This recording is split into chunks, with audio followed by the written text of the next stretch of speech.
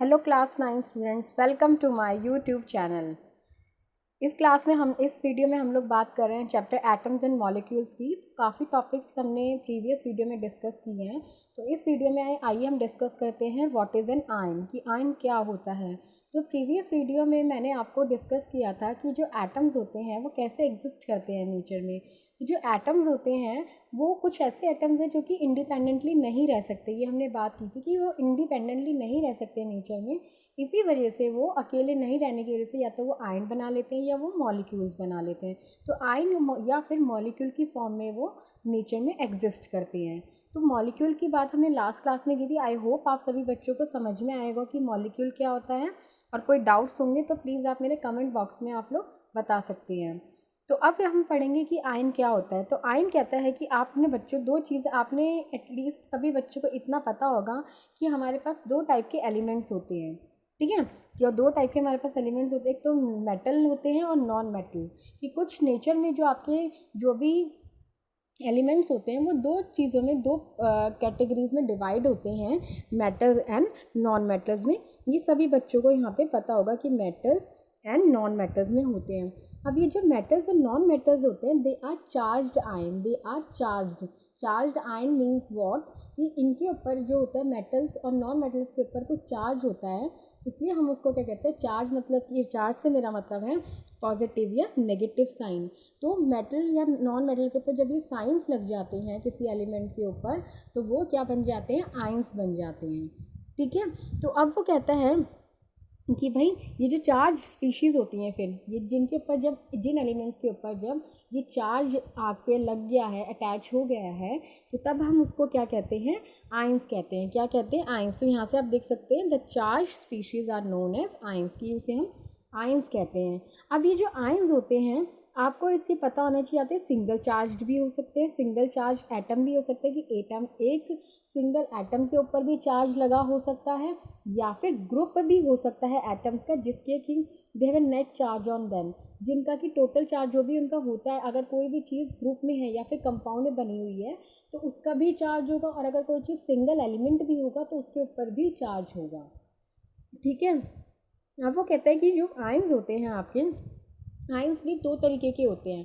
अभी मैंने आपको बताया कि पॉजिटिव और नेगेटिव साइन जिनके ऊपर होता है। ठीक है, पॉजिटिव और नेगेटिव साइन होता है। तो ये जो साइंस होते हैं तो इनको हम क्या कहते हैं, ये पॉजिटिवली चार्ज है, ये नेगेटिवली चार्ज है।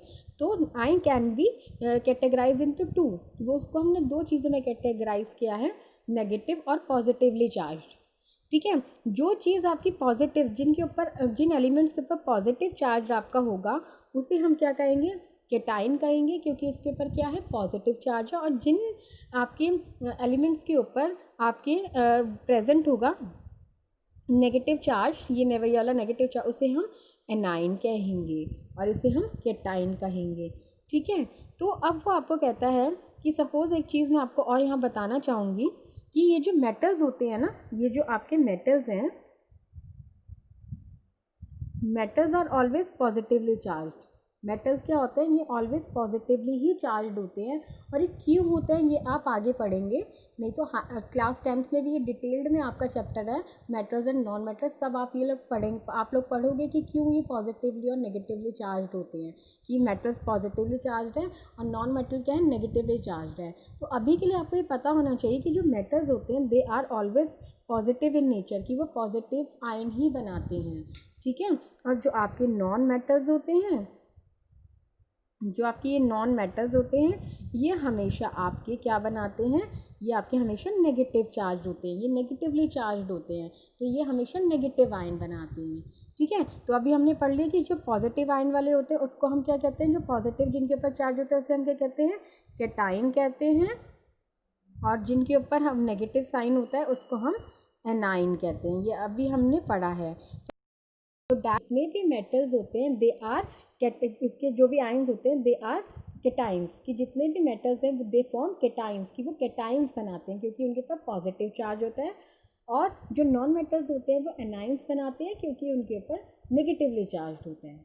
ठीक है, आई होप आपको क्लियर होगा। तो अब वो आपको यहाँ पे बोलता है कि सपोज मैंने एक एग्जाम्पल ले लिया NaCl का, एक एग्जाम्पल ले लिया, तो NaCl क्या है, सोडियम क्लोराइड। क्या है, जो नमक आप लोग खाते हो सोडियम क्लोराइड, उसको साइंस में क्या वर्ड यूज़ करते हैं, उसके लिए हम साइंटिफिक नेम, तो आपको पता होना चाहिए कि हम लोग कुछ भी अगर केमिस्ट्री में होता है तो हर चीज़ का एक साइंटिफिक नेम होता है जो कि यूनिवर्सली एक्सेप्टेड होता है, मतलब पूरे यूनिवर्स, मतलब पूरे यूनिवर्स में कहीं पे भी अगर आप जा रहे हो तो वहाँ पे उसका नेम जो होगा ये साइंटिफिक नेम सेम होगा।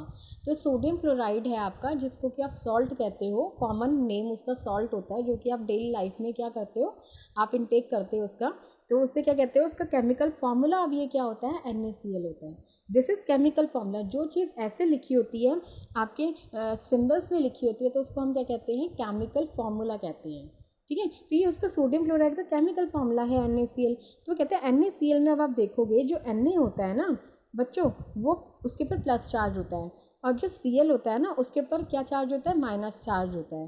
ठीक है, तो ये क्योंकि एक एक चार्ज है इसके ऊपर, प्लस और माइनस, मतलब अगर किसी के ऊपर 2 प्लस चार्ज भी हो सकते हैं, किसी के ऊपर 2 माइनस चार्ज भी हो सकते हैं, किसी के ऊपर 2 प्लस 3 माइनस चार्ज भी हो सकते हो, जैसे भी होता है। तो अब आप यहाँ देखोगे यहाँ पे Na प्लस है और यहाँ से तो इनके चार्जेस वैसे भी कैंसिल आउट हो गए, हम लोग उसको ऐसे लिख सकते हैं सिंपली, NaCl उसका सिंपल हम ऐसे लिख सकते हैं। हम हर वक्त उसका ऐसे लिख के नहीं दिखाते उसका chemical formula Na plus Cl minus, क्योंकि जिसको केमिस्ट्री में ये पता है उसे ऑलरेडी अंडरस्टूड है कि NaCl कैसे बनता है। ठीक है, तो बट आपको इतना हायर जाने की ज़रूरत नहीं है, आपको सिर्फ इतना पता होना चाहिए कि NaCl में जो Na होता है उसके ऊपर प्लस चार्ज होता है और जो Cl होता है उसके ऊपर माइनस चार्ज होता है। तो डैट मीन्स आपका ये क्या हुआ, Na प्लस क्या हो गया, आपका कैटाइन हो गया, और Cl माइनस आपका क्या हो गया, एक एनाइन हो गया। तो ये पॉजिटिवली चार्ज आइन है, ये नेगेटिवली चार्ज आइन है।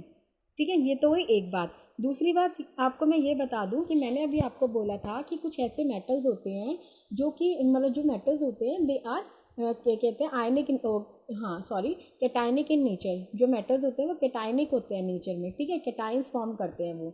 और जो आपके नॉन मेटल्स होते हैं मैंने आपको बताया तो एनायनिक होते हैं, मतलब एनाइन फॉर्म करते हैं नेचर में। तो उसी तरीके से यहाँ पे मैं आपको बता दूँ जो Na प्लस होता है वो एक मेटल होता है। क्या होता है, Na प्लस एक मेटल है। मेटल है तभी ये प्लस का साइन इसके ऊपर है, तभी ये प्लस चार्ज एक्वायर कर रहे हैं। समझ रहे हो आप बात, ये प्लस चार्ज इसीलिए एक्वायर कर रहा है क्योंकि ये मेटल है। और Cl जो है वो क्लोरीन है। क्लोरीन आपका क्या है, नॉन मेटल है, इसीलिए इसके ऊपर माइनस चार्ज है। क्योंकि अभी मैंने बताया कि जो नॉन मेटल्स होते हैं वो क्या होते हैं, सारे के सारे वो क्या आपके एनाइंस बनाते हैं क्योंकि वो नेगेटिवली चार्ज होते हैं। तो इसी तरीके से आई थिंक ये आपको ये एग्जाम्पल क्लियर हुआ होगा, और ये आपको क्लियर हुआ होगा कि आयन क्या होते हैं, कि आयन दो टाइप्स के होते हैं, positively and negatively. Positively charge called cation and negatively charge called A9. तो जितने भी मेटल्स होते हैं आपके वो सारे के सारे कैटाइन फॉर्म करते हैं, जो नॉन मेटल्स होते हैं वो एनाइन फॉर्म करते हैं। और मैंने आपको यहाँ पे एग्जांपल समझाया, जैसे कि NaCl का आप देख रहे हैं, यहाँ पे मैंने आपको NaCl का बताया है क्या कहते हैं एग्जाम्पल। तो आई होप ये आपको क्लियर हुआ होगा। अब नेक्स्ट हम आगे पढ़ेंगे कि यहाँ पे a group of atoms carrying a charge is known as polyatomic ion. अब मैंने आपको दो टाइप के आयन्स बता दिए हैं यहाँ पे कि भाई दो टाइप के आयन्स होते हैं, एक तो पॉजिटिवली नेगेटिवली, लेकिन एक टाइप का और आयन होता है जैसे कि हम पॉली एटॉमिक आयन कहते हैं। जैसे कि मैं अभी आपको बता रही थी कि भाई कुछ ऐसे एलिमेंट होते हैं जैसे Na और Cl के प्लस ऊपर से 1 चार्ज था, +1 और +-1। लेकिन कुछ ऐसे भी ग्रुप होते हैं एटम्स के कि जिनके ऊपर क्या होता है, चार्ज ग्रुप होता है एक एटम का जिनके ऊपर चार्ज लगा होता है। तो ग्रुप है वो एटम का, मतलब जैसे कंपाउंड है तो कंपाउंड में आपके कुछ ऐसे भी होंगे जिनके ऊपर 3 चार्ज होगा या 4 चार्ज होगा या 5 चार्ज भी हो सकता है। तो उन्हें हम क्या कहते हैं, पॉलीएटॉमिक कहते हैं। ये मैंने आपसे बात की थी। तो उसी में अगर वो चार्ज की फॉर्म में लग जाएंगे या +2 चार्ज, +3 चार्ज, +4 चार्ज, जो भी चार्ज अगर उनका बढ़ेगा तो ऑब्वियसली आप उसको क्या कहोगे, पॉलीएटॉमिक आयन कहोगे। क्योंकि एक तो ग्रुप है उसमें बहुत सारे एटम्स हैं और हर एटम का अपना अपना एक क्या है, चार्ज है। ठीक है, तो उसको आप क्या कहोगे यहाँ पे, पॉलीएटॉमिक आयन कहोगे। तो जैसे कि अब आप यहाँ पे देखोगे टेबल 3.5 में आप सभी देखेंगे कि आयनिक कंपाउंड आपको कुछ दिए गए हैं।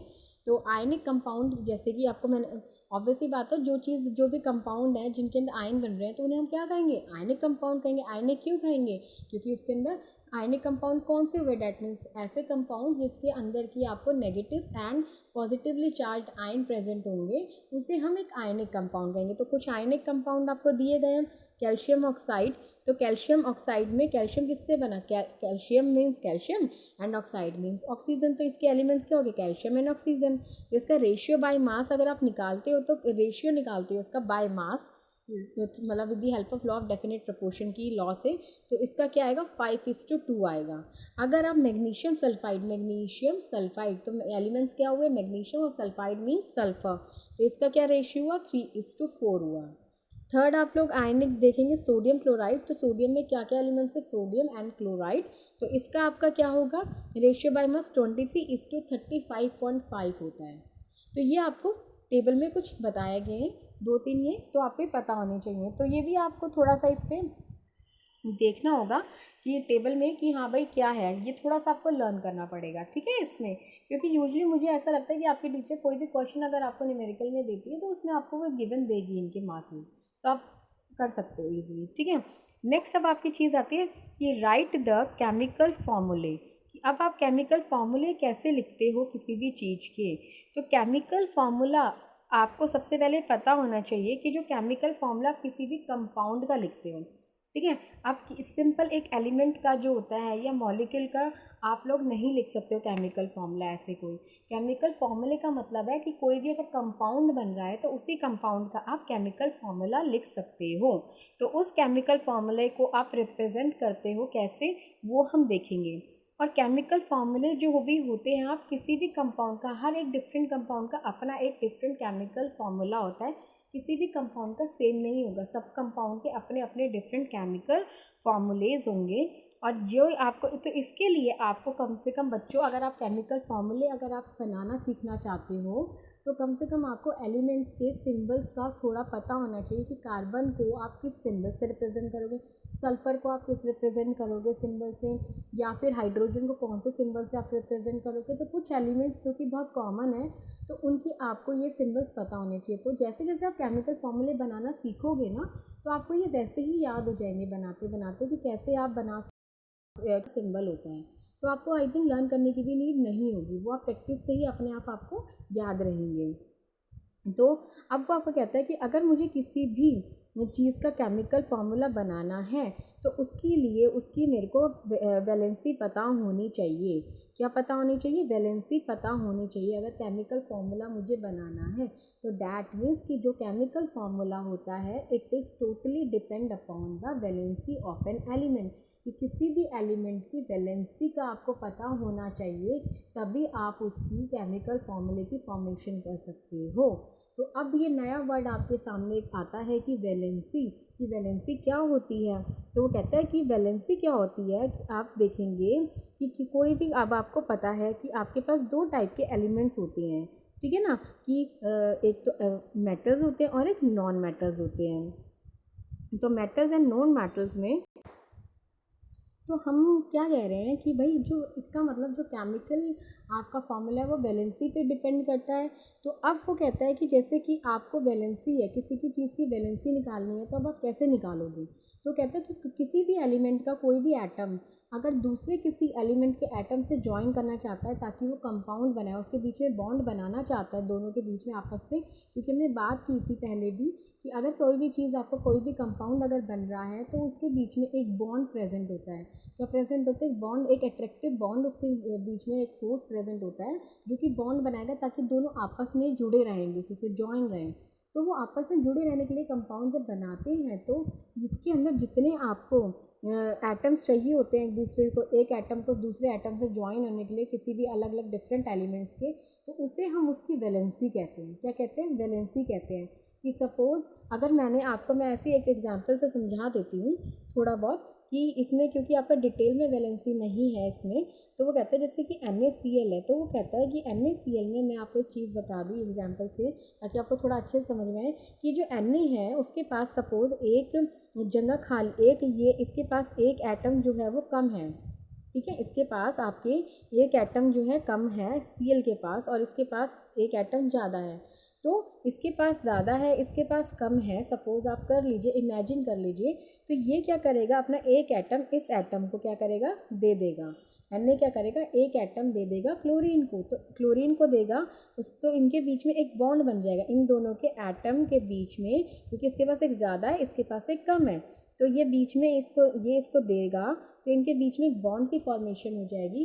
तो इसका मतलब कि इसको कितना दे रहा है और वो कितना ले रहा है, वो एक दे रहा है, वो एक ले रहा है, तो इसका मतलब इसकी वैलेंसी जो है वो क्या हो जाएगी, 1 होगी। तो आपको आई थिंक मेरी बात क्लियर हुई होगी। तो वैलेंसी में मैंने अभी आपको यही बोला कि किसी भी चीज़ की वैलेंसी आप कैसे आप फाइंड आउट कर सकते हो कि भाई कोई भी 2 एलिमेंट के एटम ले लो, डिफरेंट एलिमेंट है, तो डिफरेंट एलिमेंट यहाँ पे क्या हो गया, Na और Cl, 2 एलिमेंट हो गए अलग अलग जो कि कंपाउंड बना रहे हैं NaCl। तो Na का एक एटम जो है इसमें ज़्यादा था और Cl के पास एक एटम कम था, तो इसने क्या किया, एक एटम Na ने अपना Cl को दे दिया। अब Cl को इसने क्योंकि अपना एक एटम दे दिया है, तो इनके बीच में क्या बन गया है, बॉन्ड बन गया है। तो इस बॉन्ड को इस जो भी बॉन्ड बना, तो यहाँ पे आप देख रहे हैं कि इसने क्या करा है, कितना ट्रांसफ़र किया इलेक्ट्रॉन का, मतलब कितना इसमें एटम को शेयर किया, 1 एटम को शेयर किया। तो यहाँ पे आप क्या लिखोगे, 1 वैलेंसी, कि Na ने भी एक दिया और Cl ने भी एक ही लिया, तो दोनों का जो वैलेंसी हुआ वो कितना हुआ, 1 हुआ। ठीक है। तो अब आपको एक चीज़ और मैं बताना चाहूँगी, आप अगर नेक्स्ट मतलब आगे पढ़ भी 10th में भी आपके काम आएगा कि जो Na है ये क्योंकि अपना एक एटम क्लोरीन को दे रहा है, क्योंकि ये दे रहा है, तो जो चीज़ हमेशा किसी को देगी तो उसके ऊपर हमेशा प्लस चार्ज आएगा। क्या चार्ज आएगा, प्लस चार्ज आएगा, इसीलिए Na के ऊपर प्लस चार्ज आता है। मैंने जो अभी आपको बताया था एग्जाम्पल में कि Na के ऊपर प्लस चार्ज है क्योंकि ये मेटल्स है और नॉन मेटल था क्लोरीन, तो क्लोरीन के ऊपर माइनस चार्ज था। तो इसके 2 रीज़न थे, मैंने आपको बताया था कि भाई मेटल्स जो होते हैं वो केटाइन बनाते हैं, नॉन मेटल एनाइन बनाते हैं। तो मेटल्स जो होते हैं वो हमेशा अपना जो एक एटम होगा या 2 एटम होंगे, जितने भी एटम होते हैं वो मतलब डोनेट करते हैं। मेटल्स हमेशा अपने एटम्स को डोनेट करते हैं, किसको, नॉन मेटल्स को। तो क्योंकि मेटल्स क्या कर रहे हैं, डोनेट करते हैं ना, तो इसीलिए वो क्या करते हैं, उसके ऊपर हमेशा क्या आता है, प्लस चार्ज का आयन है, प्लस चार्ज लगाओगे, तो इसीलिए वो केटाइन होते हैं। ठीक है, जो उसमें से बेशक से एटम्स आपके कम हो रहे हैं लेकिन चार्ज क्या होगा आपका, पॉजिटिव होगा। लेकिन जो नॉन मेटल्स होते हैं वो हमेशा लेते हैं, इनके ऊपर इनके एटम्स बढ़ रहे हैं बट स्टिल वो उसके ऊपर क्या होगा, अपोजिट रहेगा, उसके ऊपर चार्ज कौन सा आएगा, नेगेटिव आएगा। तो इसीलिए जो है मेटल्स को हम लोग कहते हैं कि ये केटाइन फॉर्म करते हैं और नॉन मेटल्स एनाइन फॉर्म करते हैं। तो आई थिंक आपको वैलेंसी भी क्लियर हुई होगी कि हाँ भाई वैलेंसी क्या होती है, नॉन मेटल्स मेटल्स में वो क्यों बनाते हैं, वो क्यों नहीं बनाते हैं। तो अब आप देखेंगे कि नीचे एक टेबल है, इस टेबल में आपको कुछ नेम्स और सिंबल्स दिए गए हैं कुछ आइंस के।